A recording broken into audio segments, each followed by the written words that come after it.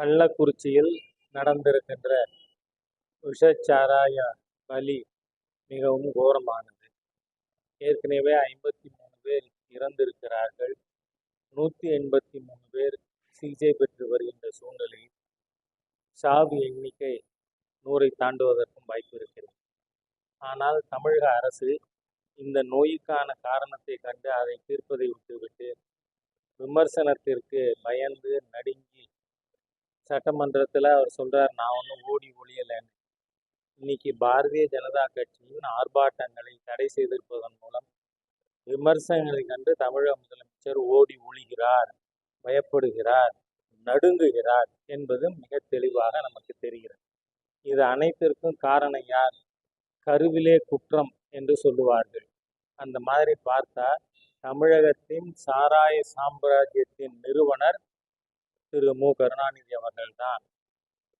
அவர்தான் 1970 ஆகஸ்ட் 30 வரை குடிப்பழக்கம் என்றால் என்னவென்று தெரியாத ஒரு தலைமுறை வாழ்ந்த தமிழகத்தில் 1937 தமிழகத்தில் ப்ரொஹிபிஷன் இருக்கு. ஆனால் இவர் 70 சாராயத்தை திறந்து விடுகிறார்.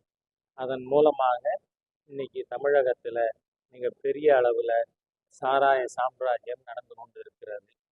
வெட்கமே இல்லாமல் இந்த சம்பவம் நடந்த ஒரு சமயத்தில் சட்டமன்றத்தில் அந்த துறையை சார்ந்த அமைச்சர் சென்ற ஆண்டை விட இந்த ஆண்டு 1743 ரூபாய்க்கு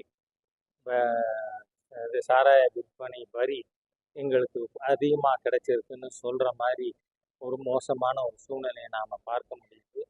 ஆகவே தமிழகத்தில் திராவிட முன்னேற்ற கழக சாராய சாம்ராஜ்ய ஆட்சி முடிவுக்கு கொண்டு வரப்பட்டால்தான் தமிழக மக்களுக்கு ஒரு விமோச்சனம் கிடைக்கும். ஏனென்றால் நீங்கள் பாருங்கள், எவ்வளவு மோசமான வேடதாரிகள் இந்த திராவிட முன்னேற்ற கழகத்தினர். 2016 தேர்தலுக்கு முன்னாடி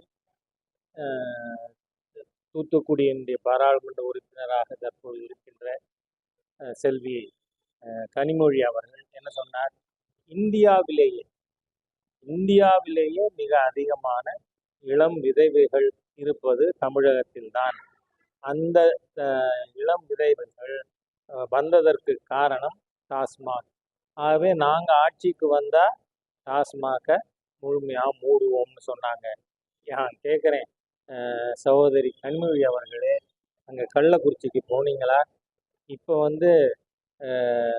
இளம் விதவையாக ஆகியிருக்கின்ற பெண்களை போய் பார்த்தீர்களா? என்ன வேஷம் உங்களுக்கெல்லாம்? கொஞ்சம் கூட அரசியலில் இந்த மாதிரியா இருக்கிறதுக்கு வெட்கமே இருக்காதா என்று நான் கேட்கிறேன். ஆகவே இந்த தமிழக அரசு முழுமையாக நீக்கப்பட வேண்டும். ஏதோ 3 நாளைக்கு துக்கம் அனுசரிக்கிறாங்களா? இல்லை, தமிழகத்திற்கு இன்னும் 23 மாதமும் துக்கம்தான், துயரம்தான். இந்த திராவிட முன்னேற்ற கழக ஆட்சி அப்புறப்படுத்தப்படுகின்ற நாளே தமிழனுக்கு, தமிழ் மக்களுக்கு, தமிழகத்திற்கு விமோச்சனம். ஆகவே இதற்கு நாம் இன்றையிலிருந்து உழைப்போம்.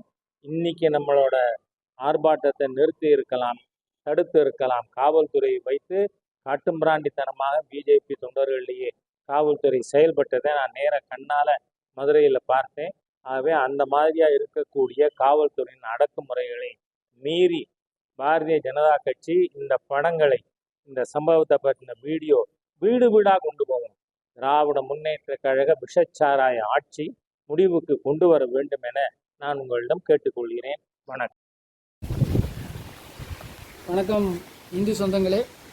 திருநெல்வேலி மாவட்டம் நாங்குநேரி தாலுகா ஆண்டார்குளம் கிராமத்திலேருந்து நாங்கள் பேசுகிறோம். இது ஒரு ஃபேமஸான சிவன் கோயில். இந்த சிவன் கோயில் ஒரு காட்டுப்பகுதிக்குள்ளே இருக்குது. இதை புனரமைக்காமல் பல காலமாக பாதிப்பான சூழ்நிலையில் உள்ளது. இதில் பார்த்திங்கன்னா நிறையா நாகங்கள் குடிப்பகும், நிறையா மயில்கள் அடைகிறது. பல விசித்திரமான கோயில் இந்த கோயிலை புனரமைக்கிறதுக்கு நாங்கள் பல காலமாக ரெடி பண்ணிக்கிட்டு இருக்கோம். ஆனால் எங்களால் இன்னும் முடியலை. எங்களால் எக்கனாமிக் பிரச்சனைனால முடியல. இதை பாருங்கள், ஜல்லி அடித்து போட்டிருக்கோம், ஜல்லி எல்லாமே அடிச்சிருக்கோம். மேலே சீட்டு பாருங்கள், மேலேருந்து பனங்காயாக விழுந்து சீட்டெலாம் நொறுங்குது. உங்களால் முடிஞ்சது 5 10 50 100 எவ்வளோ இருந்தாலும் சரி, நான் என்னுடைய ஜிபே நம்பர் சொல்கிறேன். இந்த நம்பருக்கு வந்து நீங்கள் வந்து கொடுத்து உதவுனீங்கன்னா இந்த சிவன் கோயிலை புனரமைக்கிறதுக்கு ஒரு உதவிகரமாக இருக்கும். என்னுடைய ஜிபே நம்பர் சொல்கிறேன். உங்களால் முடிஞ்சது 5 10 50 100 விருப்பம் உள்ளவங்க உதவி பண்ணுங்கள். 93 85 44 31 06 இந்த நம்பருக்கு உங்களால் முடிஞ்சது இந்த கோயிலை புனரமைக்கிறதுக்காக ஒரு இறை அருள் பெறுவதற்காக நீங்கள் வந்து உதவி பண்ணிங்கன்னா கொஞ்சம் நல்லாயிருக்கும்.